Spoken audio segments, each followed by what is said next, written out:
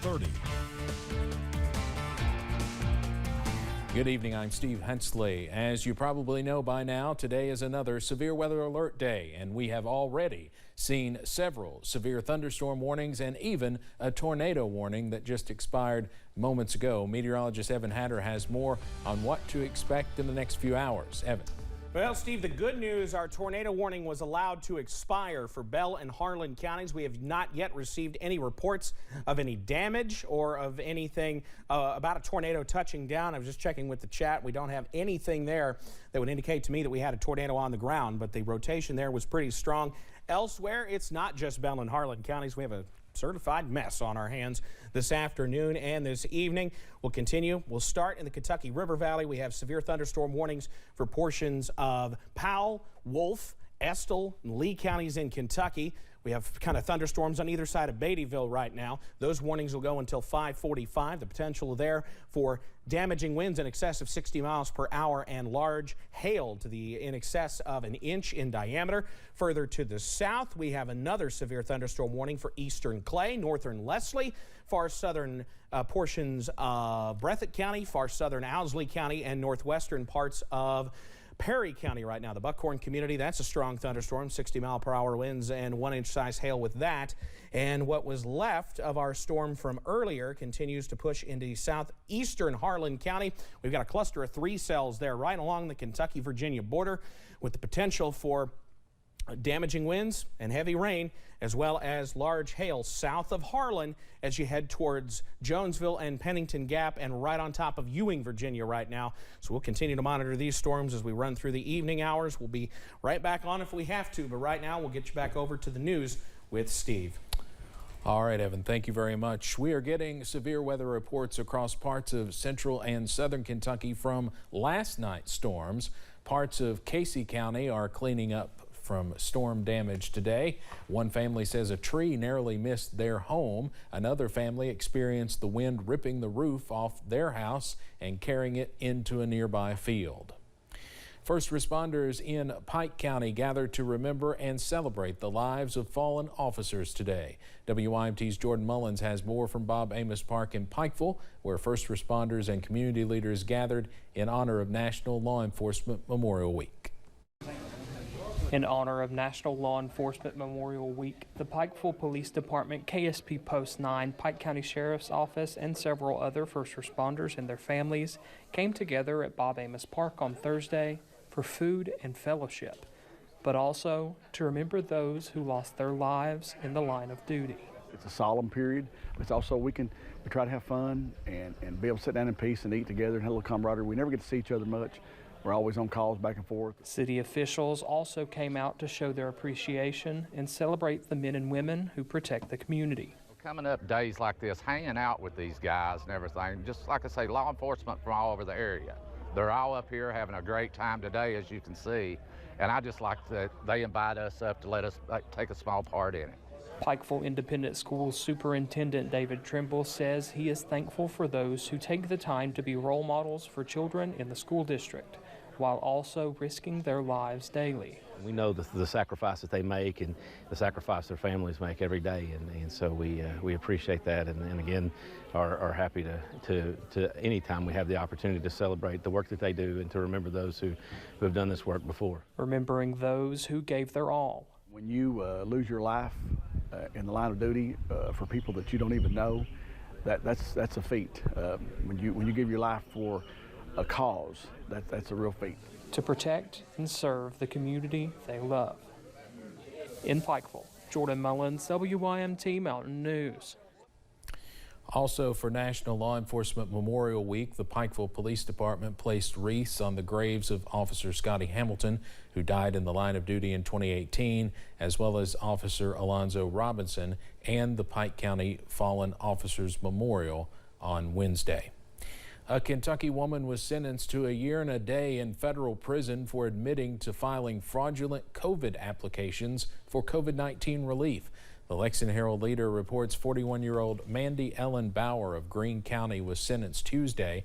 Bauer filed 9 applications in 2020 and applied for a total of $230,000 in assistance. Officials did not approve Bauer to get any of the money. but she pleaded guilty to wire fraud for filing false information. Downtown Somerset just became a little more patriotic as a new mural dedicated to Military Appreciation Month was unveiled earlier today. WYMT's Alyssa Williams was there to see the art piece and learn more about the impact it will have in the county.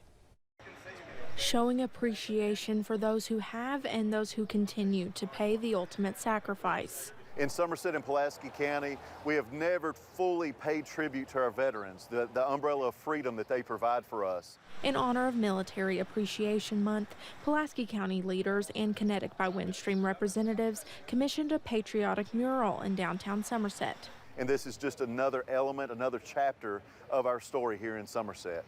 Those unveiling the mural and veterans gathered on Wednesday for the event.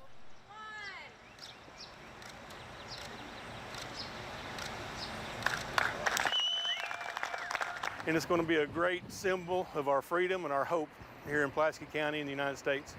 The mural will overlook the Veterans Park across the street, which will be completed in a few months. We have various monuments and statues, but we actually don't have a park that people can spend time in reflecting on their service, paying tribute to those who have come before us and those who have served. The artist behind the mural, Jordan Justice, says he is happy to have a role in this military appreciation project. This is huge to me. Anything that I can do to use my art to make like an impact in an area, I couldn't ask for any better way to represent my art or just me as an artist. Creating a space for Pulaski Countyans to show their appreciation for those who helped to give us freedom. In Somerset, Alyssa Williams, WYMT, Mountain News.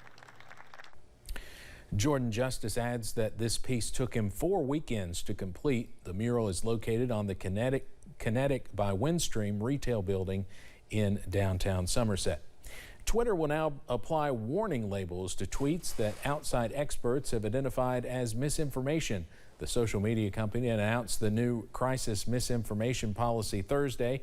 It said it's an effort to slow the spread of viral false reports during natural disasters, armed conflict, and public health emergencies. Twitter said special attention will be given to government-affiliated or state-run media accounts making such claims. The policy is being applied first to the war in Ukraine and armed conflict in general. It comes as the war in Ukraine nears its 4th month and as allegations of Russian war crimes and propaganda continue to mount.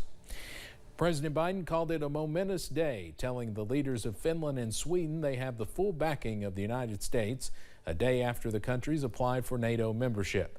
Finland, which shares an 800-mile-long border with Russia, and Sweden have historically remained neutral, but public sentiment in the countries has changed following Russia's invasion of Ukraine. Having 2 new NATO members in the high north will enhance the security of our alliance and deepen our security cooperation across the board. Joining the Defense Alliance requires unanimous approval from current members, but Turkey has voiced opposition. Nearly 3 weeks after President Biden's initial request for additional military and humanitarian aid for Ukraine, the U.S. Senate passed a nearly $40 billion package. But 11 Republicans, including Kentucky Senator Rand Paul, who held up the vote for a week, opposed the measure. A flight attendant jumped into action to help a passenger deliver a baby mid-flight. The mom went into an early and unexpected labor on a recent Frontier Airlines flight from Denver to Orlando. The airline says the flight attendant calmly led the mom to the back bathroom and helped deliver the baby girl. The mom decided to give her new baby the middle name Sky. The head of the Food and Drug Administration says the nation's shortage of baby formula will start getting better within days. The FDA commissioner told a House subcommittee his agency is working on a number of solutions and asked for more resources. One of the major reasons for the shortage is the shutdown of Abbott Nutrition's Michigan plant in February over safety concerns. Lawmakers grilled the FDA chief about the agency's response to warnings of violations at the largest formula factory in the United States.